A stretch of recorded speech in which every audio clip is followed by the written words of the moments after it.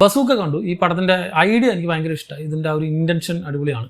കാരണം നോർമലായിട്ടുള്ള ഒരു ക്യാറ്റ് ആൻഡ് മൗസ് ഗെയിം ഉണ്ടല്ലോ, ഒരു പോലീസ് ഇൻവെസ്റ്റിഗേഷൻ, അതിലേക്ക് കുറേ ഗെയിംസും കൂടി ഉൾപ്പെടുത്തിയാൽ എങ്ങനെ ഉണ്ടാവും എന്നുള്ള ആ ഒരു ഐഡിയ, ആ ഒരു പ്ലോട്ട് അടിപൊളിയായിരുന്നു.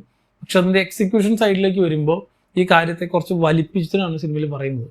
സോ ഒരു ടയർസം വാച്ചായി പോയി. കുറച്ചും കൂടി നേരത്തെ നിർത്തിയായിരുന്നെങ്കിൽ, കുറച്ചും കൂടി നേരത്തെ കഴിഞ്ഞിരുന്നെങ്കിൽ എന്ന് നമുക്ക് പലപ്പോഴും തോന്നിപ്പോകുന്ന പല സീക്വൻസുകൾ അടങ്ങിയിട്ടാണ് ഈ സിനിമ മുഴുവൻ. സോ അതിൻ്റെ ആദ്യത്തെ ഒരു 20 മിനിറ്റ്, അവസാനത്തെ ഒരു 20 മിനിറ്റ്, ഇടയിൽ ഒരു 10 മിനിറ്റ്, അതിൻ്റെ ഇടയിൽ 2 മിനിറ്റ് എന്നൊക്കെ പറഞ്ഞിട്ട് അവിടെ ഇവിടെയൊക്കെ ആയിട്ട് കുറേ സാധനം ഉണ്ടായിട്ട് കാര്യമില്ല. മൊത്തത്തിലൊരു സിനിമ നോക്കുമ്പോൾ ഒരു ആവറേജ് ലുക്ക് മാത്രമാണ്.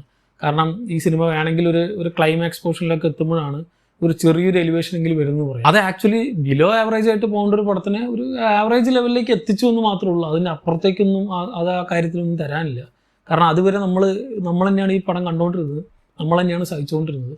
സോ ഞാനീ പറഞ്ഞ പോലെ ഒരു പ്ലോട്ട് അടിപൊളിയായിരുന്നു. പക്ഷെ എക്സിക്യൂഷൻ സമയത്ത് വന്നപ്പോൾ കുറേ പാളിച്ചുകൾ വരുത്തിയ ഒരു സിനിമയായിട്ടാണ് ബസൂക്ക എന്ന് പടം തോന്നി. ഇതിൻ്റെ ബാക്കിയുള്ള ടെക്നിക്കൽ ടീമുകളിൽ അടിപൊളിയാണ്, ഭയങ്കര സ്റ്റൈലിഷ് ആയിട്ടാണ് ഈ പടം എടുത്തിട്ടുള്ളത്. എനിക്ക് ഈ സിനിമയിൽ ഏറ്റവും അധികം ഇഷ്ടമായത് ഇതിൽ ബാക്ക്ഗ്രൗണ്ട് സ്കോറാണ്.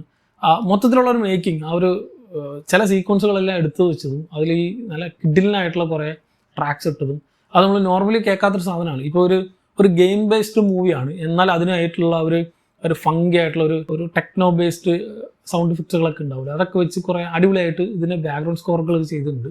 സോ അങ്ങനത്തെ ചില ബിറ്റ്സ് ആൻഡ് പീസസ് ചില അവിടെയൊക്കെ ആയിട്ട് ചില സീനുകളെല്ലാം നല്ല ഹൈ എലിവേഷനിൽ കിട്ടുന്നുണ്ടെങ്കിലും കുറേ സീനുകൾ ഇങ്ങനെ നന്നായിട്ട് മുഴച്ചു നിന്നിട്ട് കാര്യമില്ല. മൊത്തത്തിലൊരു സ്ട്രക്ചറിങ് ഇല്ലാത്ത ഒരു ബേസ് ആയിട്ടുള്ള സ്റ്റോറി ലൈൻ ഇല്ലാത്തൊരു പടം. സോ ഈ പടത്തിൻ്റെ പോക്ക് ഇങ്ങനെയാണ്. ഒരു 1.5 മണിക്കൂറൊക്കെ ചിലപ്പോൾ ഇതിനാകെ കഥ പറച്ചിൽ ആവശ്യം ഉണ്ടാവുള്ളൂ. ചിലപ്പോൾ നമ്മൾ ചില ഹോളിവുഡ് പടങ്ങളിൽ കാണാറില്ലേ, ഒരു 90 മിനിറ്റൊക്കെ ആയിരിക്കും അതിന് മാക്സിമം റൺ ടൈം. ആ സമയം എടുത്തിട്ട് അവർ വേണ്ട സാധനം വൃത്തിക്ക് പറഞ്ഞു നിർത്താറുണ്ട്. പക്ഷെ നമ്മുടെ ഇവിടെ വരുമ്പോൾ അങ്ങനെയല്ല. ഇവിടെ 2 മണിക്കൂർ കിടക്കണം എങ്ങനെ പോയാലും 2-2.5 ഉണ്ടെങ്കിലാണ് ഇത് മൊത്തത്തിൽ ഒരു സിനിമ എന്ന രീതിയിൽ നമുക്ക് അപ്പീലാവുള്ളൂ. ഒരു സിനിമയ്ക്ക് അതിൻ്റെ റൺ ടൈം ഡിമാൻഡ് ചെയ്യണമെങ്കിൽ അതിങ്ങനെ വലിച്ചു നീട്ടാം, ഇല്ലെങ്കിൽ അത് ചുരുക്കുന്നതായിരിക്കും നല്ലത്. അതിനുള്ള ഉത്തമ ഉദാഹരണമാണ് ഈ ഒരു പടം. കാരണം ഈ പറഞ്ഞ പോലെ ഒരു 90 മിനിറ്റ്, ഒരു 1.5 മണിക്കൂറിൽ ഈ സാധനം നിർത്തിയിട്ടുണ്ടെങ്കിൽ നല്ല കിഡിലിനായിട്ട് ക്രിസ്പായിട്ട് ഇങ്ങനെ കട്ട് ചെയ്ത് സെറ്റാക്കി വെച്ചിട്ടുണ്ടെങ്കിൽ ഇതൊരു വേറെ ലെവൽ പടമായിട്ട് മാറേണ്ട ഒരു സാധനമാണ്. കാരണം ആ രീതിക്കുള്ള ഒരു നല്ല ത്രില്ലറായി മാറിയാണ് ഈ ഒരു പടം.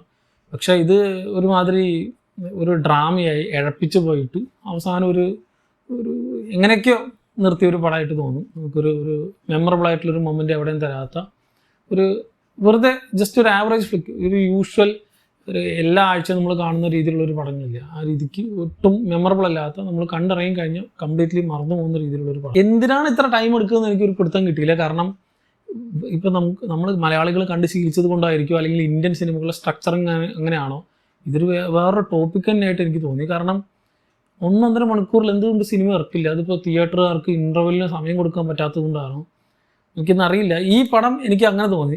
ഈ 2.5 മണിക്കൂർ പടം ഒരു 1.5 മണിക്കൂറിൽ തീർത്തിട്ടുണ്ടെങ്കിൽ ഒരു നല്ല ഔട്ട്പുട്ട് കിട്ടാണ്ടിരുന്ന പടമായിരുന്നു. പക്ഷേ ഐ തിങ്ക് ഇന്ത്യൻ സിനിമകളുടെ ആ ഒരു സ്ട്രക്ചറിങ് കൊണ്ട് പാളിപ്പോയ ഒരു പടമായിട്ട് തോന്നി. ഓവറോൾ എനിക്കൊരു ആവറേജ് എക്സ്പീരിയൻസ് മാത്രമായിരുന്നു ഈ പടം. ബിലോ ആവറേജ് ആയിരുന്നു അതുവരെ. ഒരു അവസാനത്തെ ഒരു ചെറിയ പോർഷനത്ത് ഒരു ക്ലൈമാക്സ് ഒക്കെ പോർഷനിലാണ് സിനിമ കുറച്ചെങ്കിലും ഒന്ന് എലിവേറ്റ് ചെയ്യുന്നത്. പക്ഷെ അത് പടത്തിനെ വേറെ ലെവലിലേക്ക് എത്തിച്ച് ഒരു ടോപ്പ് നോച്ച് മാസ്റ്റർ പീസ് ആയിട്ട് ഒന്നുമില്ലാണ്ടിരുന്ന പടത്തിനെ കുറച്ചൊന്ന് മേലേക്ക് എത്തിച്ചു എന്ന് മാത്രം.